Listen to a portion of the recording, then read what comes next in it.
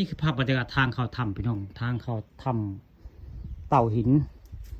พญาตะงอยบ้านตะงอยได้เต่าตรงสบับทางโค้งไปบางโคกลางบนบุญแหละนี่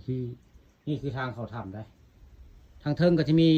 เต่าหินในช่วงงกอยู่ได้นี่คือเป็นทางเข้าถ้ำบริเวณศาลเต่าหินอำเภอตะงอยบ้านตะงอยได้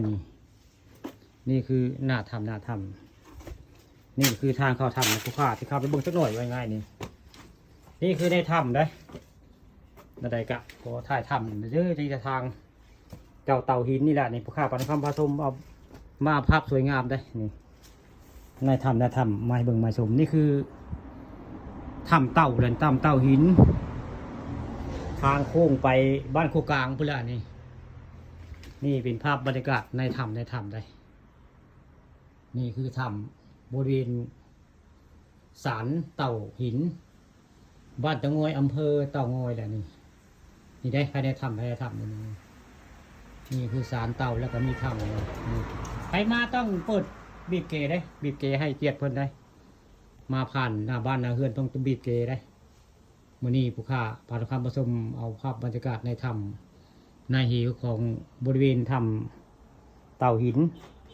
บ้านตะงอยอำเภอตะงอยมาให้เบิ่งมาชมนี่คือเป็นภาพบรรยากาศในถ้ำเดี๋ยวพี่น้องนี่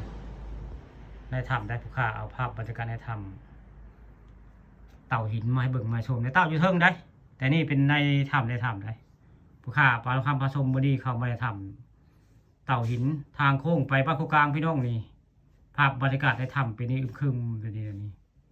เคยมาละ2 เทื่อ3 เทื่อนี่แหละนี่ภาพบรรยากาศในถ้ำมาให้เบิ่งมาชมนี่คือภาพบรรยากาศในถ้ำเต่าหินอำเภอตะงอยบ้านตะงอย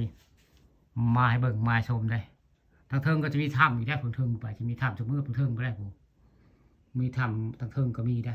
นี่ก็คือบริเวณถ้ำเต่าหินพญาตะงอยบ้านตะงอยลูกบางคนอยู่ทางนอกแต่ผม